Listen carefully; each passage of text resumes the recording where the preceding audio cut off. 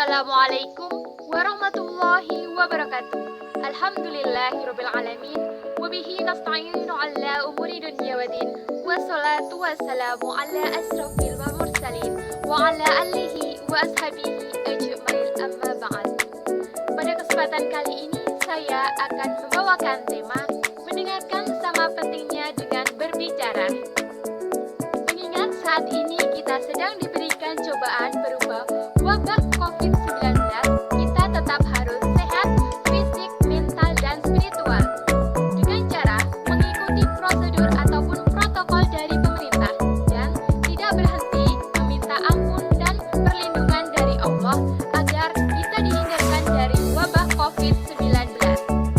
Jika kita pandang dari sisi negatifnya, sudah pasti kita akan mendapatkan banyak kerugian, kesedihan, dan juga kecemasan yang berlebihan. Cobalah kita pandang dari segi positifnya agar kita selalu mendekatkan diri pada Sang Pencipta. Berbicara mengenai wabah COVID-19, kita pastinya merasakan ketakutan, kecemasan, dan kekhawatiran yang berlebihan. Nah, dari itu, sebelum kita masuk ke materi yang akan saya berikan nanti, kita melakukan relaksasi pernafasan terlebih dahulu. Di mata kuliah praktek mikrokonseling, saya sudah menggunakan teknik relaksasi pernafasan dan terbukti ampuh untuk mengurangi rasa cemas dan khawatir yang berlebihan. Oke, kita mulai ya teman-teman relaksasi pernafasannya. Yang pertama, relaksasi ini dapat dilakukan di dalam ruangan ataupun di luar ruangan. Yang kedua, lakukan relaksasi ini dengan cara duduk. Yang ketiga, tarik nafas dalam-dalam lewat hidung dan buang lewat mulut sebanyak 5 kali dengan keadaan mata masih terbuka. Dan yang keempat, mulailah memejamkan kedua mata dengan tersenyum agar semakin mudah rileks. Itu sebanyak 5 kali ya, tarik nafas dan dikeluarkan lewat mulut sebanyak 5 kali. Nah, yang kelima, katakan pada diri sendiri di dalam hati, saya sangat tenang sebanyak 5 kali sembari menghirup nafas perlahan dari hidung dan keluarkan perlahan dari mulut. Jadi matanya terpejam sebanyak 5 kali, tarik nafas perlahan, keluarkan dari mulut perlahan. Nah, yang keenam, katakan pada diri sendiri di dalam hati, saya sangat damai sebanyak 5 kali juga, sembari menghirup nafas perlahan dari hidung dan keluarkan perlahan dari mulut. Oke, katakan ya dari dalam diri, saya sangat damai sebanyak 5 kali ya. Oke, jika teman-teman sudah merasakan tubuh, pikiran, dan jiwanya sudah nyaman, silahkan mencoba dibuka matanya secara perlahan-lahan ya. Semoga dengan teknik relaksasi pernafasan tersebut dapat mengurangi rasa takut, cemas, dan khawatir yang berlebihan. Dan pastinya saya berharap semoga teman-teman dapat mengikuti materi yang akan saya sampaikan nanti. Mendengarkan merupakan salah satu cara yang paling efektif untuk menghubungkan satu orang dengan orang lainnya. Pendengar yang baik adalah pendengar yang aktif, tidak hanya mendengarkan dan menerima pesan, tidak bergerak seperti patung, tetapi juga bisa menyimak dan menimpali apa yang sedang dibicarakan oleh orang yang sedang didengarkan. Melalui mendengar, Anda mendapatkan wawasan yang lebih banyak dari orang lain, bahkan bisa membuat Anda lebih mensyukuri hidup Anda. Fungsi mendengar pun tak hanya penting untuk kelangsungan hubungan Anda dengan si lawan bicara. Mendengar ternyata dapat memperkuat otot fokus Anda. Ketika Anda sering mendengarkan cerita orang, Anda pun akan terlatih untuk lebih fokus dalam menjalankan pekerjaan, juga dalam menyimak lawan bicara Anda. Lebih dari itu, dengan mendengarkan cerita orang lain, Anda juga bisa belajar tentang kehidupan lainnya tanpa harus melaksanakan kehidupan itu sendiri. Seperti yang telah saya jelaskan tadi, mendengar sama pentingnya dengan berbicara. Menjadi pembicara yang baik bukanlah hanya menjadi pembicara yang terus berbicara dan lupa mendengar.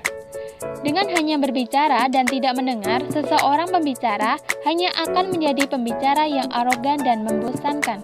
Allah Subhanahu wa Ta'ala telah memberikan kita 2 telinga dan 1 mulut. Itu yang harus kita kaji. Banyak orang yang suka berbicara, tetapi untuk mau mendengar suara orang lain terkadang belum bisa. Inilah yang perlu kita pelajari bersama. Telinga kita ada 2, ini menandakan bahwa kita dalam mendengar suatu permasalahan ataupun kejadian hendaknya secara berimbang, tidak berat sebelah.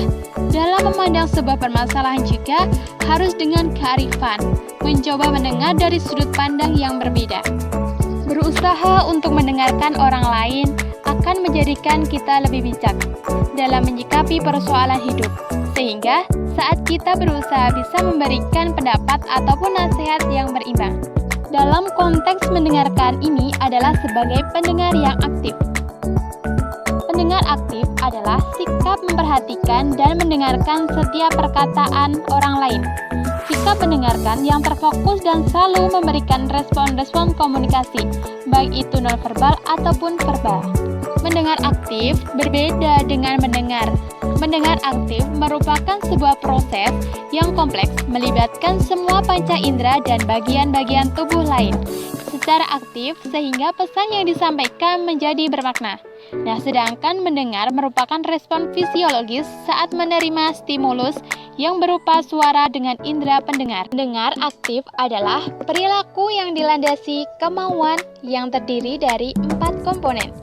Yang pertama, empati adalah kualitas upaya untuk mengerti pembicaraan dengan menggunakan sudut pandang pembicara sendiri, termasuk pengalaman pribadinya.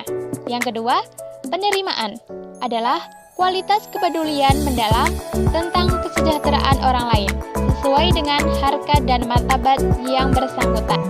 Yang ketiga, kongruensi adalah kualitas keterbukaan dan ketulusan dari pihak pendengar untuk mendorong kesamaan pola pada pembicara. Yang keempat, konkret adalah ketegasan upaya memfokuskan perhatian pada kekhasan dan menghindari kekaburan dengan membantu pembicara konsentrasi pada masalah-masalah tertentu dan menghindari ungkapan-ungkapan tidak menentu.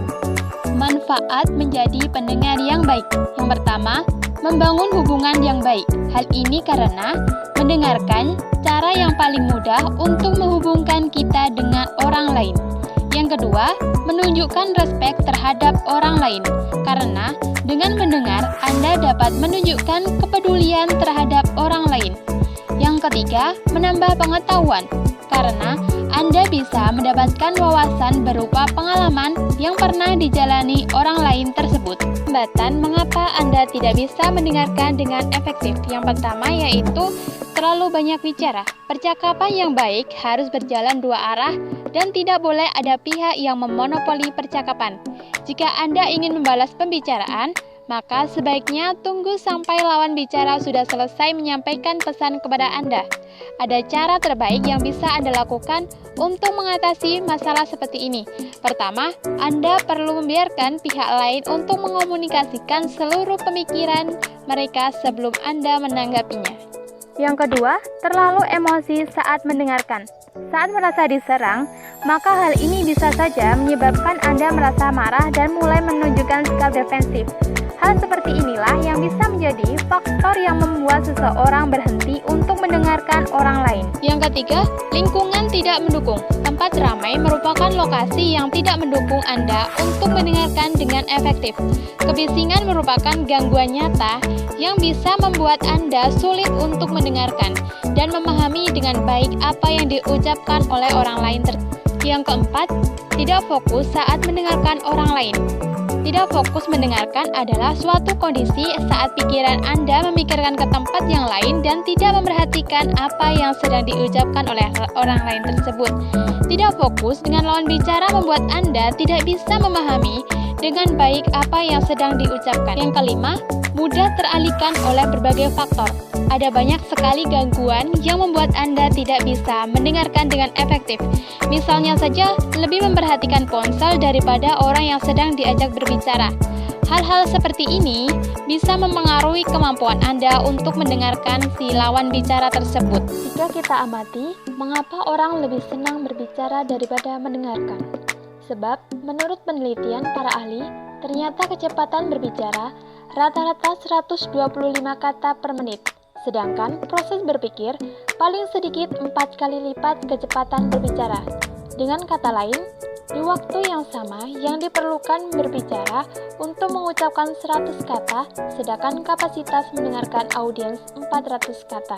Sehingga jelas terdapat selang waktu bagi audiens untuk melakukan duplikasi pemikiran di luar pembicaraan. Ini membuktikan bahwa berbicara lebih mudah daripada mendengarkan. Tips untuk menjadi seorang pendengar yang baik. Yang pertama, hindari berbicara ketika mendengarkan. Kedua, hilangkan sesuatu yang mengganggu. Ketiga, kontrol emosi Anda. Keempat, jaga perasaan pembicara pada situasi yang nyaman. Kelima, berbuat empati terhadap pembicara. Keenam, perlihatkan minat Anda untuk mendengarkan. Ketujuh, bersabar. Dan yang terakhir adalah kurangi sanggahan dan kritikan. Mendengarkan adalah keterampilan dasar bagi konselor. Bagi seorang konselor, mendengarkan merupakan keterampilan yang sangat penting. Profesi konselor adalah profesi yang melakukan layanan bantuan kepada individu yang mengalami kesulitan dalam mencari solusi, penetapan pilihan, serta pengambilan suatu keputusan. Dari total durasi waktu konseling, diharapkan klien berbicara 80% dan konselor 20%. Jadi, dapat disimpulkan, waktu konseling akan digunakan untuk mendengar dalam porsi yang sangat besar oleh seorang konselor untuk menggali suatu informasi. Tanpa memiliki keterampilan mendengar yang baik, tujuan yang diharapkan dari sebuah proses konseling tidak akan berhasil. Kemampuan mendengar bukanlah satu hal yang datang begitu saja. Keterampilan mendengar bisa dimulai dengan mau mendengar. Kemampuan mendengar perlu dilatih dan dikembangkan. Mengapa saya mengangkat tema mendengarkan itu penting? Ya, seperti yang sudah saya paparkan sebelumnya, kemampuan mendengar